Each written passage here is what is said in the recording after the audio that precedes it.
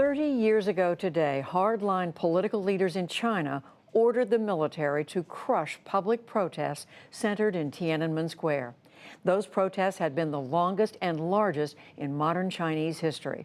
The uprising and the bloody crackdown has had a profound impact on China and its relations with the rest of the world. But as Nick Schifrin begins our coverage, there was little sign of that today in Beijing. Tonight, on the site of one of modern history's bloodiest political crackdowns, the flag raised, the anthem played, and the tourists filmed. There was nothing out of the ordinary today on Beijing's Tiananmen Square, and that's how the Chinese wanted it. But while Chinese police ensured a quiet day, in Hong Kong tonight, activists held a somber candlelight vigil. In Taipei, Taiwanese President Tsai Ing-wen led a prayer for the dead. And in a nearby cafe, Wu Kai-shi relived the 1989 protest he helped lead and the crackdown he survived. Beijing city was under siege, and then it was a massacre. There's no other word to describe. May 1989. For weeks, pro-democracy activists filled Tiananmen Square, fighting to improve human rights and political participation and end corruption. They even posed with the Statue of Liberty, the goddess of democracy. But overnight into June 4th, the People's Liberation Army rolled in to crush the protest. The statue was toppled and hundreds, perhaps thousands, were killed that night. And the next day, a phalanx of soldiers unleashed fire, clearing the square and forcing students to run for their lives. They carried the wounded any way they could, but so many could not escape quickly enough. By then, the world was watching. We devote the remainder of the NewsHour tonight to the stunning events in China. On June the 5th, the NewsHour aired a story from Beijing by ITN's Jeremy Thompson. As the full horror of the bloodletting began to sink in, residents wandered the streets, numbed and outraged. I can't hardly find any words to speak. But the slaughter goes on unabated. We visited hospital morgues piled high with bodies. They're running out of space to store the unending procession of victims. But that day, the force of a million-man army was, for a moment, stopped by one man. Tank Man became an icon of resistance. He won the battle that afternoon, but the war went on for days. This is June 7th. The troop carriers bristled with machine guns. There were frequent bursts of fire as they cleared the way ahead. At one point, they scythed down at least 4 bystanders. On the pavement, yet more Beijing citizens were left in pools of their own blood. Yesterday, Secretary of State Mike Pompeo released a statement saying, "We salute the heroes of the Chinese people who bravely stood up 30 years ago." The Chinese embassy responded, saying whoever attempts to patronize and bully the Chinese people will never succeed. They will only end up in the ash heap of history. Which is where China wants these images to die. But Beijing also uses them as a warning.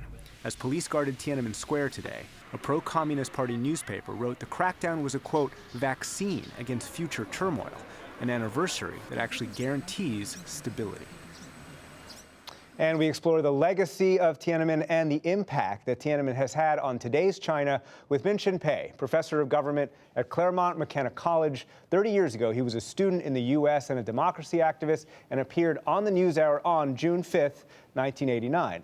And Orville Schell, the director of the Center on U.S. and China Relations at the Asia Society. He was in Beijing during the protest. Welcome to you both back to NewsHour. Min-Shin Pei, let me start with you. Take me back to those days. The protests weren't only in Beijing. They were across about 200 different cities. The government was divided on how to respond. The army tried to get in Beijing and couldn't even reach there in the days before. How existential were these protests as a threat to the Chinese government?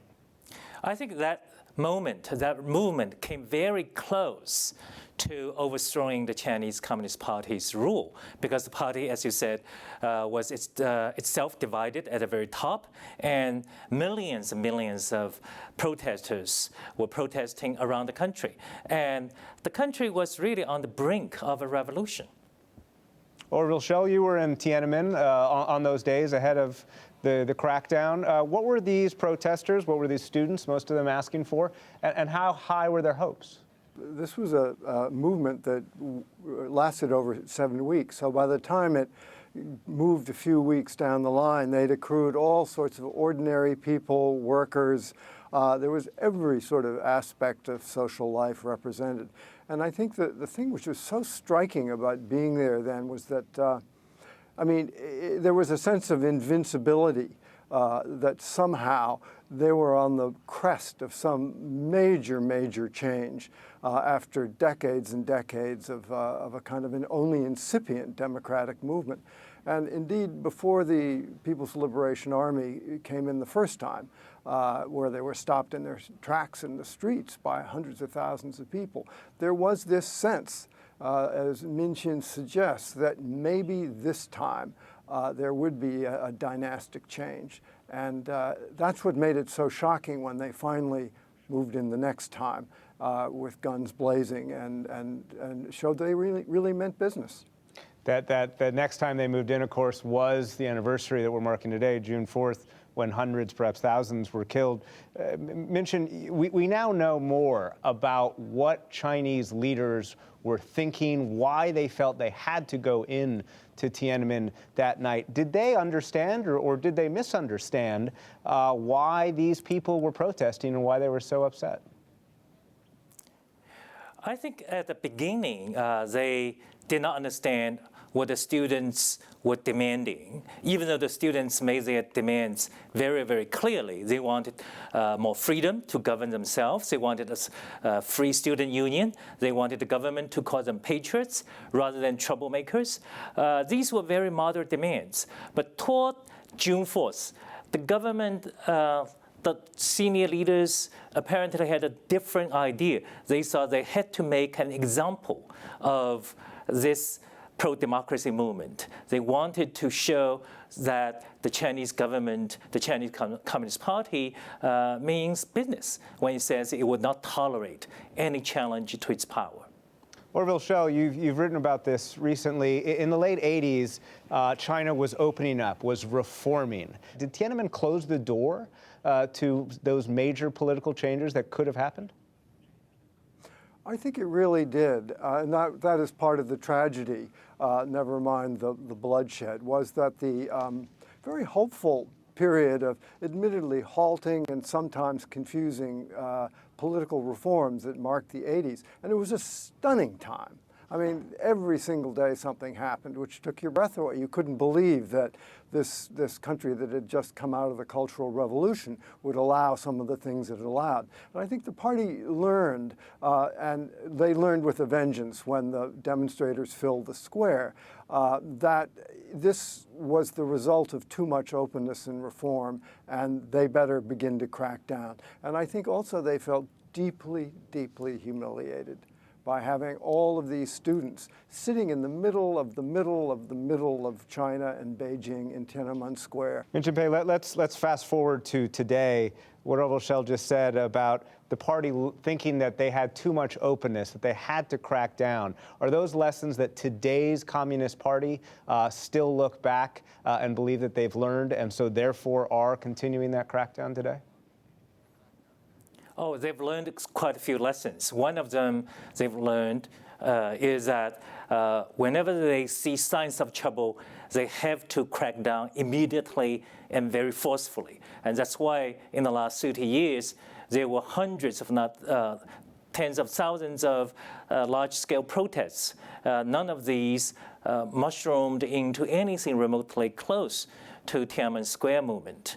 The other lessons I've learned that to counter Western liberalism, they've got to cultivate Chinese nationalism. And that's why over the last 30 years, you saw this enormous increase in Chinese nationalist sentiments. And the last thing they've learned that they must prevent the rise of liberals within the Chinese Communist Party. And that's really the lasting tragedy of Tiananmen, because in the last 3 decades, we've seen moderate technocratic reformers, but we've not seen anybody within the Chinese Communist Party championing political reform the way the leaders in the 1980s did.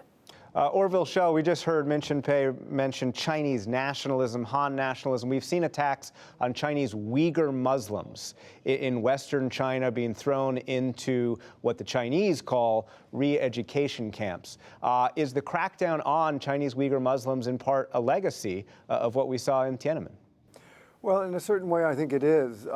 There's a kind of a deep suspiciousness of any ethnic group or organization or religion that owes fealty to something other than the party.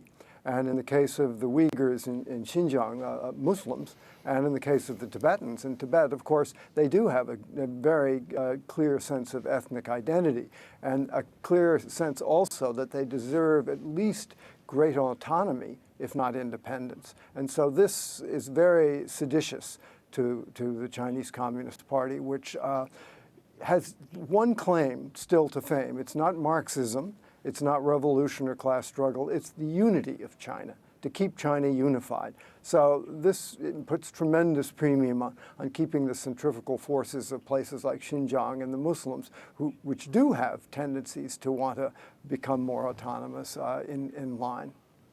Min Pei of Claremont McKenna College, Orville Schell of the Asia Society, thank you very much to you both. Thank you.